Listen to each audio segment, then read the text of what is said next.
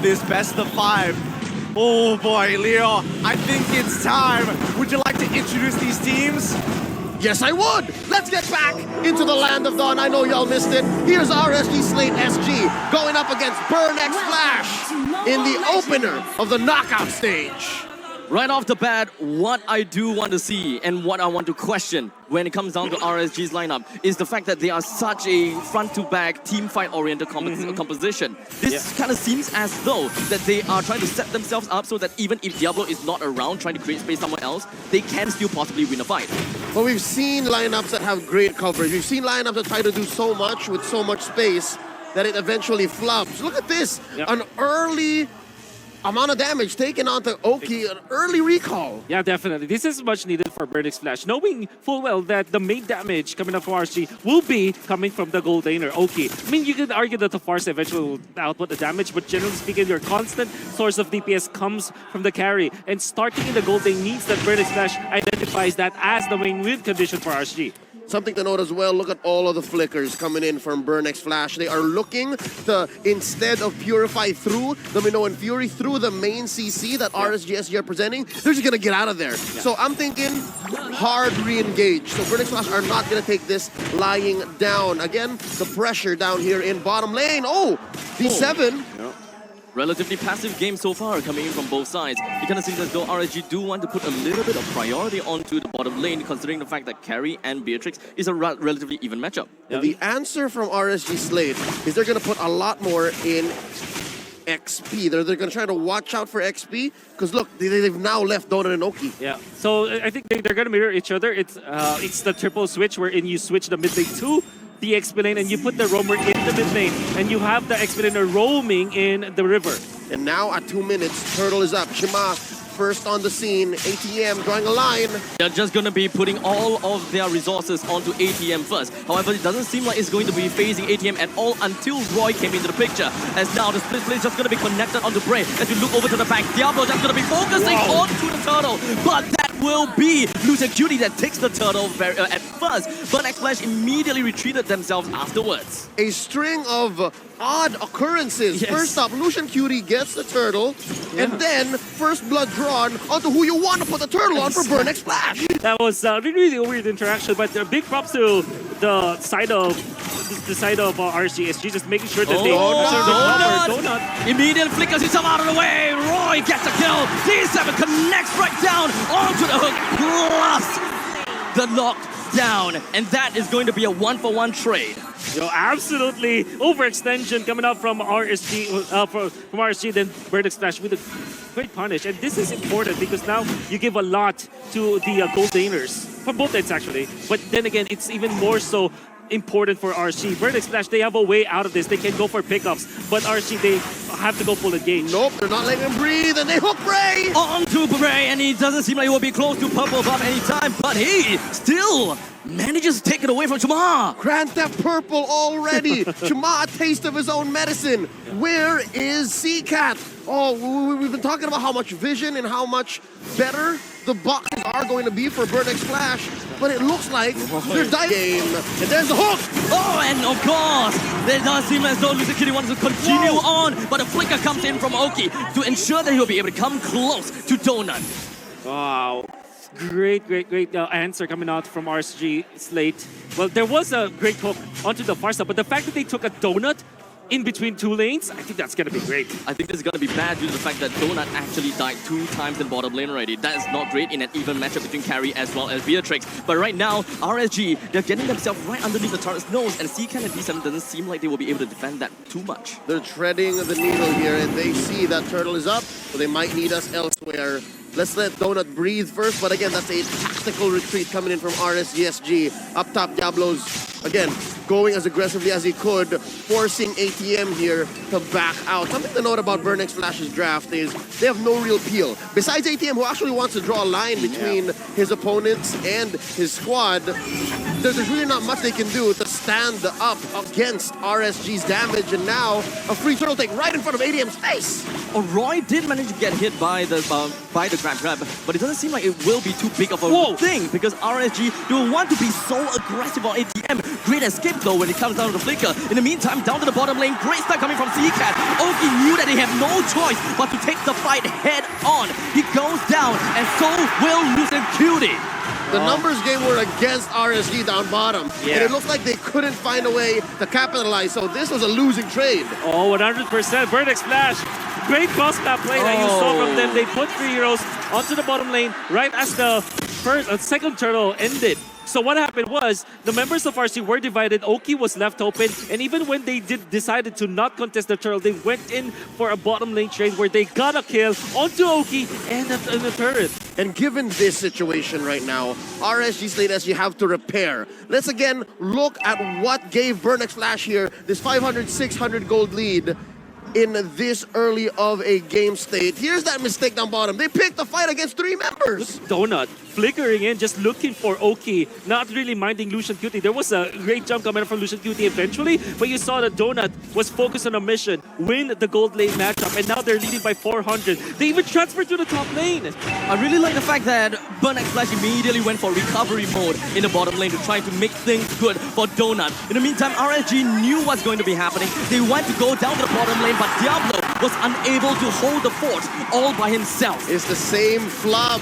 RSG SG seems to have overestimated the amount of sustain and the potential for outplay in the lane that they're willing to trade for. So yeah, they are a step behind currently. Now, about 2k down. Bray looking to steal again this purple buff away from Chima, but Chima is a step ahead as well. Look, he took the purple already from RSG. The siege from Burnex Flash is definitely devastating over to the hands of RSG, right? There's really like not much that they can do. Burnex Flash is just playing their own game, while RSG is a little bit slow on that. Astral Echo already set in by CCAT, looking for better ways to engage, and here's ATM coming in. He's just gonna be caught in between of everyone else with the first person down. Bray takes himself the turtle, and Burnex Flash would want to retreat, full-on retreat. Shama makes a quick run, but Diablo, with the sword out strike, brings him down with 2 members down. Wonderful recovery coming up from RG Slate. Especially because they were able to control that pit on the turtle. But Burnex Flash, macro plays for the past 2 minutes. They traded for bottom lane turret, and then up top they got 2. Then they got the middle.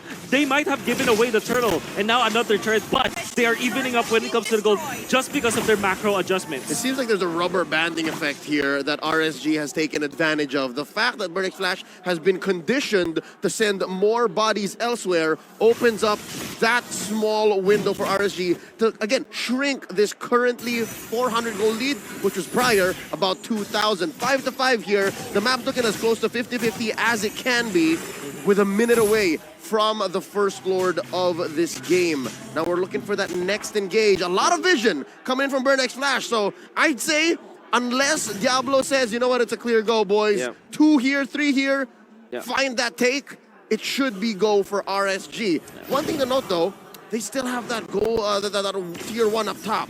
So I'm thinking, what's going to be the play? Oh yeah, of course, send Oki. Yeah, send Oki there. And by the way, Burnex Flash also managed to push the mid lane turret while also retaining their own. And while it is almost an even matchup when it comes to their economy, the fact that they have maintained their tier 1 in the middle means that they have more map control. And Donut immediately jumps himself into Banat's rage, followed after D7's hooks.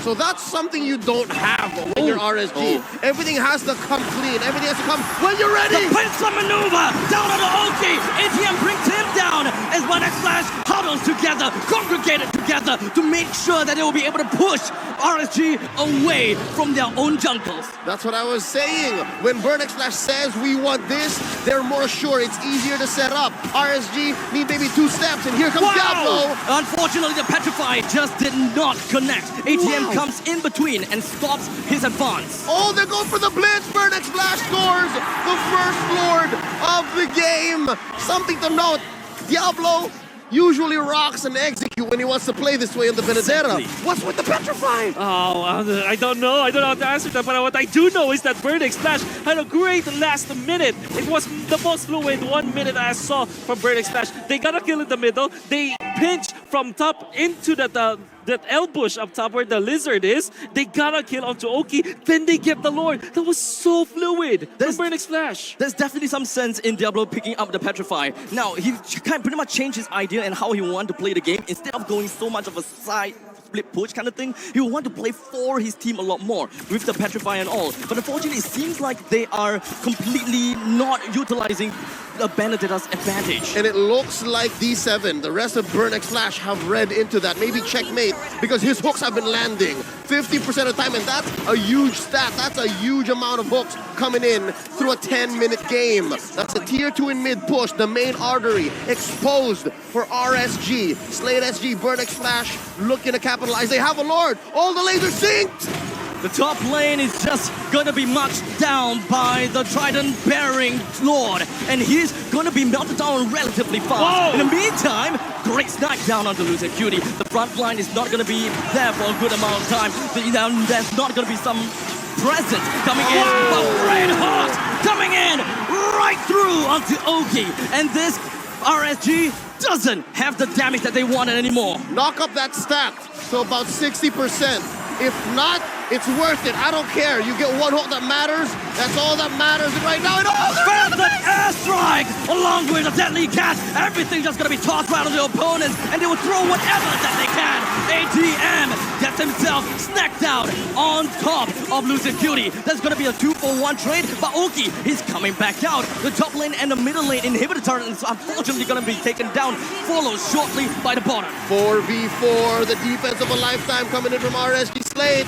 Roy doesn't have his feathered airstrike just yet. Burnex Flash, let's go. The Cambodian aggression, we're talking about this. It was part of the skills that we were given, and now we can see it.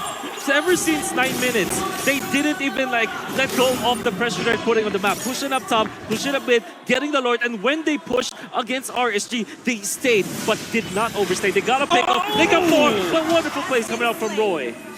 Do you see how much damage that was? Even Sika wasn't ready. Even Sika was shocked. That was a big catch. Let's say that, and not to forget, the Lord will be coming up in 15 seconds. Yeah. CCAT will just barely make it. So I believe that RSG, they can actually try to force a fight due to the fact that Novara is nowhere to be seen anymore. Roy still needed to be there. Roy would rather not died. And rather, CCAT, Roy got him. The fact that he kept his flicker might mean that he's willing to gamble that. But wait, look at this rotation coming in. No, I love it because I was just about to say, RSG, the only way for them to win this is via split push. Get a long lane pusher like Diablo, for example. But look at that. You can see that Burnex Flash knew that this could happen. They just guessed it wrongly. Oh, the bloody hunt down on the Diablo. Donut was around, so RSG, they have the information. They're gonna be going 4-man all in down to the Lord and immediately bring down ATM. But unfortunately, he do have got the revive, and he, with the immortality, is gonna be holding him back on. ATM, he's dead. He may be dead. RSG do not have Diablo as well. Given the way the map looks like, no more inhibitors for RSG Slate SG. Burnex Flash read the room and understood that we can blitz the Lord. They're going to be forced to back out. We have vision on them. Yeah. We're going to take this Luminous Lord and play the slow roll. Oh, that's some high-level understanding coming up from Burnex Flash, and I really love their macro. Like I said, they just guessed a wrong bush, but the idea was there. They wanted to shut down Diablo because Diablo is the remaining win condition from RSG. The biggest problem for RSG now on this defense is that they will have to commit the feathered airstrike, and we know for sure that without the feathered airstrike, you will only rely on Oki's damage output, which is single target damage against the engage comp now of Burnex Flash. That is a big problem. How will they manage their resources? When will they use the feathered airstrike? That's a big dilemma for RSG. And that's what's making this all the more difficult. And that's why Burnex Flash has so much time and space to work with. Yes, they now absolutely. have the Lord marching down through mid. It's a 5v5 defense, the siege of a lifetime. Can they start it off strong? The shred is not quite there yet for Oki, but big smack coming from Donut, leaving Diablo with only a slip of health. But unfortunately, Lucid Cutie is not going to be staying alive for any more longer. The Lord is still at half HP. The bloody hunt connect down onto Diablo, and the entirety of the push-in from Burnex Flash conquered RSG Slate SG. You can hear the crowd roar. The Kamai love it. Burnex Flash draws first blood. in the last push, you saw